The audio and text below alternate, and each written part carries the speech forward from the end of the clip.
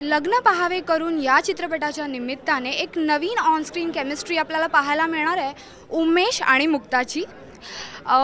मुक्ता, तुला खास करून हा प्रश्न आहे की आम्हाला नेहमी स्वप्नील मुक्ता असं पाहायची सवय झाली आहे आणि आता उमेश मुक्ता अशी एक नवीन केमिस्ट्री पाहायला मिळणार। मग ही जी इमेज होती ती ब्रेक करावी असं वाटलं का?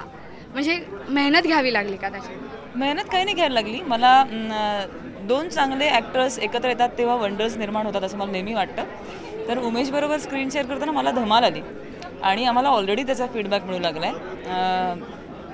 मी आणि स्वप्नील अजून एकत्र काम करूच, तो मुद्दाच नाही आहे, आम्हाला दोघांना बघायला आवडतंच। पण मी आणि उमेशने जेव्हा छोट्या स्क्रीनवर एकत्र काम केलं तेव्हा बऱ्याच प्रेक्षकांकडनं अशी मागणी आली की आम्हाला तुम्हाला मोठ्या पडद्यावर बघायला आवडेल। कुठेतरी त्या लोकांकडनं येणाऱ्या आग्रहाचंच रूपांतर मला वाटतं या कास्टिंगमध्ये आम्हाला दिसलं। अजयनी त्या गोष्टीचा कुठेतरी डोक्यात हे घेतला होता, रेफरन्स घेतला होता आणि आमची दोघांची खूप वर्ष इच्छा होती की एकत्र काम करावं आणि धमाल आली। म्हणजे ती केमिस्ट्री वर्क झाली असं मला वाटतं, कारण मी स्वतः प्रेक्षक म्हणून जेव्हा सिनेमा बघितला तेव्हा आम्हाला मस्त वाटलं बघताना आणि फ्रेश पण वाटलं ते पेअरिंग। उमेश, टाईम प्लीज आणि आता अगदी रोमॅन्टिक चित्रपटांची तू झडी लावली असतं, काय सांगशील? एवढी काय झडी नाही लावली, आता दुसराच सिनेमा आहे टाईम प्लीज नंतर। 7 आठवडे झालेत फक्त, म्हणून असं वाटतं की खूप 7 आठवड्यात 7 वेगळे सिनेमे नाही झालेत, एकच सिनेमा दिसला आहे। एनिवे मजा येते, कारण मला स्वतःला मी खूप रोमॅन्टिक आहे असं वाटतं आणि मला सो मला रोमॅन्टिक फिल्म्स पाहायला खूप आवडतात आणि मला करायलाही खूप आवडतात। मला जर आयुष्यभर वेगवेगळ्या प्रकारचे रोमॅन्टिक फिल्म्स करायला तर मी त्या करीन, मला काही वाईट वाटणार नाही, मला अजिबात भीती नाही टाईपकास्ट होण्याच्यामुळे। हे सगळं खोटं असतं, जे चालतं ते चांगलं असतं आणि जे तुम्हाला आवडतं ते चांगलं असतं। सो मला असं वाटतं की मुक्ताबरोबर काम करण्याची खरंच खूप वर्षांपासून इच्छा होती, कारण एक अभिनेत्री म्हणून ती मलाच नाही सगळ्यांनाच आवडते, एक कलाकार म्हणून मलाही आवडते। सो अशा अभिनेत्रीबरोबर काम करायला कोणाला नाही आवडणार आणि त्यात अशी रोमॅन्टिक फिल्म ज्याच्यात फ्रेश लुक आहे, फ्रेश दिसणं आहे, एक गोष्ट छान आहे। टाईम प्लीजची गोष्ट वेगळी होती, पण ह्याची रोमॅन्टिक फिल्म असली तरी ह्याची पूर्णतः गोष्ट वेगळी आहे, कुठेही साधर्म्य नाही आहे अजिबात। त्यामुळे मला आवडेल पुढे अजून काही, एवढ्यात मी दमलेलो नाही आहे रोमॅन्टिक फिल्म्स करून।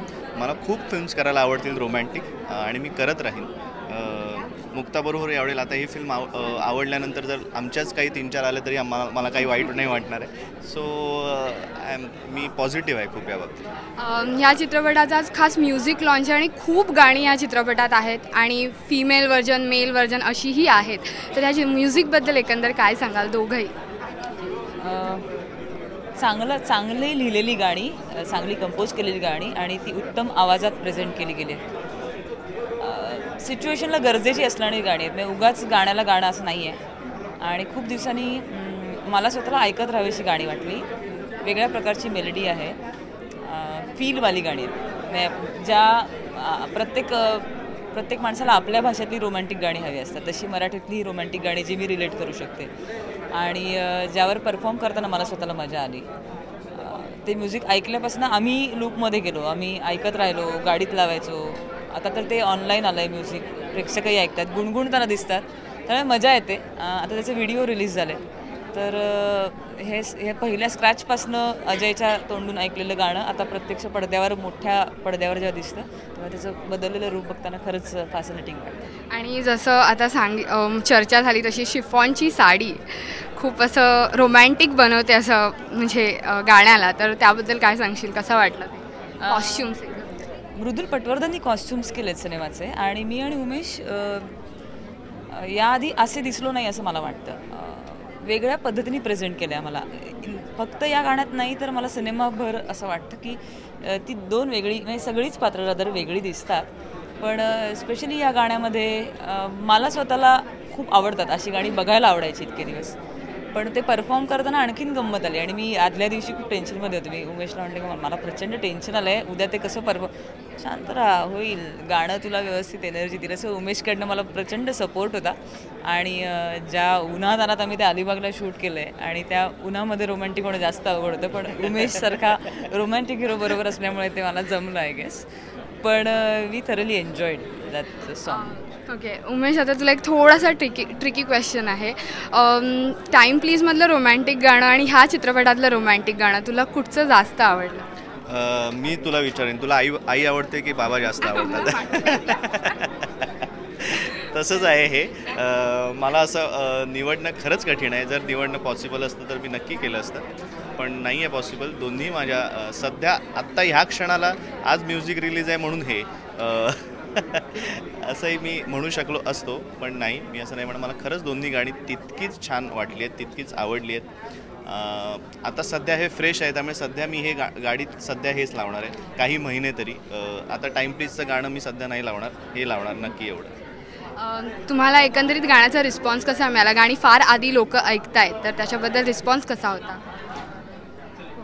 रिस्पॉन्स म्हणजे गुणगुणूनच दाखवतात गाणं. मग ह्याच्यापेक्षा दुसरी पावती असू नाही शकत. मी रिलीजही न झालेल्या सिनेमाचं गाणं जेव्हा प्रेक्षक गुणगुणून दाखवतात तेव्हा तुम्हाला मस्त वाटतं. आणि हे गाणं आता पडद्यावर बघून आणखीन लोक खुश होतील याची खात्री वाटते. पण सुंदर गायले गेलेत, खरंच खूप छान कंपोजिशन्स आहेत सगळे. आणि तुमच्या दोघांचंही चित्रपटातलं एखादं फेवरेट गाण्याच्या 2 ओळी गुणगुणन वेगवेगळ्या? हे बघ, गुणगुणणं माझ्याकडनं शक्य नाही कारण माझी आजच म्युझिक लॉन्च झालं आहे. म्हणजे हे म्हणजे लग्न पण करायचं आणि त्याच्यानंतर खूनही करायचा असं दोन्ही नाही मी एकत्र करू शकत.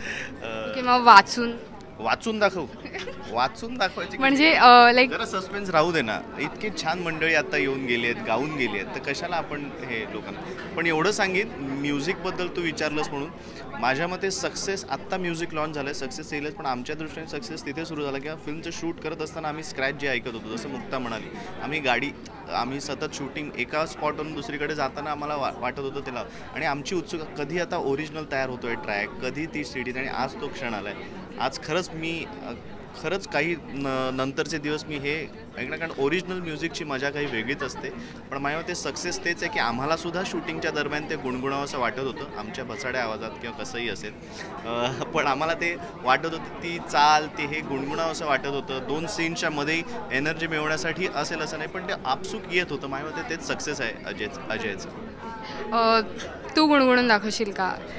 एका चॅनलला दाखवलं, दुसऱ्याला दाखवायलाच पाहिजे. अगं पण इथे सिंगर्स आहेत सगळे आलेले, असं त्यांच्याकडनं ते नाही ऐक. तुला हे प्रूव्ह करायचंय का की मला गाता येत नाही? नाही, उलट इनफॅक्ट लोक खूप इंटरेस्टेड आहेत की मुक्ता कशी गाते हे पण. ठीक आहे, ऐका मग आता. मी आता ज्या गाण्यावर मी परफॉर्म केलं त्याची एक ओळ मी म्हणते. शाननी गायलंय ते. जाणता अजाणता कोठून येई असे प्रेम हे, कधी अल्लड वाऱ्यास वे, गुणगुणती गंध नवे. छान, तू इतकी काही वाईट वगैरे गात नाहीस, तेच ना. अच्छा, आणि एक शेवटचा प्रश्न असा आहे की खूप चांगली गाणी ह्या वर्षात आलेली आहे आणि दरवेळेस मराठी प्रेक्षकांकडून अशी कंप्लेंट असते की गाणी चांगली नसतात, अशी काही ना काहीतरी कारणं देत असतात. पण ह्यावेळेस all of you have given 100% for the music. So तुम्हाला काय अपील करावं असं वाटेल प्रेक्षकांना? मला असं वाटतं की ऑनलाईन गाणी इझिली मिळतात, त्यामुळे गाणी विकत घेऊन ऐकण्याचं प्रमाण कमी झालं आहे. त्यामुळे संजय छाबरिया ज्यांनी आमचं म्युझिकचं वितरण केलं आहे, अशा प्रकारे म्युझिक वितरण करणाऱ्या माणसाला थोडंसं टफ जातं. चांगलं म्युझिक बनवण्यासाठी केवळ चांगली कल्पनाशक्ती गरजेची नसते, त्यासाठी बराच खर्च असतो. तर तो खर्च निघून येणं, जसं सिनेमा इंडस्ट्री रन होण्याकरता तुम्हाला आम्ही अपील करतो की तुम्ही थिएटरमध्ये जाऊन सिनेमा बघा. तर आता माझी तक्रार नाही आहे, प्रेक्षक खरंच म्हणजे तुम्ही सगळेजणं थिएटरमध्ये जाऊन सिनेमे बघता, पण तुम्हाला जर जमलं आणि तुम्हाला गाणी आवडली ऑनलाईन, तर तुम्ही प्लीज ही CD विकत घेऊन ऐका. त्याचा उपयोग कुठे ना कुठेतरी पुढच्या चांगल्या क्रिएशनसाठी होईल असं मला वाटतं. सो चांगली गाणी आली आहेत, तुम्ही ऑनलाईन ऐका, रेफरन्स घ्या आणि मग एक आठवण म्हणून चांगलीशी CD घरात ठेवा आणि ती गाणी CDवरनं ऐका. उमेश, तू काय सांग? मी सुद्धा हेच सांगेन, मुक्ताशी मी सहमत आहे पूर्णपणे. एक लक्षात घ्या, काही झालं तरी ओरिजिनल ते ओरिजिनल असतं. त्याची मजा म्हणजे काय म्हणता येईल ना, मला आता पटकन उदाहरण सुचत नाही, पण जे मी मगाशी आत्ता म्हटलं की स्क्रॅच आम्ही जे ऐकत होतो तेव्हा मला उत्सुकता होती की हे फुल अँड फायनल झाल्यानंतर, त्याच्यावरती सगळे सोपस्कर झाल्यानंतर, ओरिजिनल सगळं आल्यानंतरची जी मजा असते ना, ती वेगळीच असते. आणि तुम्ही खरंच संगीताचे दर्दी असाल आणि तुम्हाला खरंच गाणी एन्जॉय करायची असतील तर प्लीज ओरिजिनल CDs घेऊनच तुम्ही ती गाणी ऐका. त्यांनी तुम्हाला पण आनंद मिळेल असं मला वाटतं. जसं आता मुक्ता म्हणाली की पुढे चांगल्या गोष्टी घडण्यासाठी त्याची मदत नक्कीच होईल, पण हे काही क्षण असतात जे आपण ओरिजिनलच ऐकायचे असतात असं मला वाटतं. त्याचा ओरिजिनलच आनंद घ्यायचा असतो. डुप्लिकेट माल असतो, त्याचा आनंद तुम्हाला मिळत नाही. तुम्ही तेही वेळ फुकट घालवता. आयुष्याचा क्षण फुकट घालवू नका, ओरिजिनलच ऐका. थँक्यू सो मच आणि all the best for your movie. ही होती मुक्ता बर्वे आणि उमेश कामत यांची नवी जोडी. चित्रपट ऑक्टोबरमध्ये रिलीज होत आहे, तर पाहायला विसरू नका. कॅमेरामॅन परेशसोबत श्वेतांबरा सावंत, राष्ट्रीय मराठी.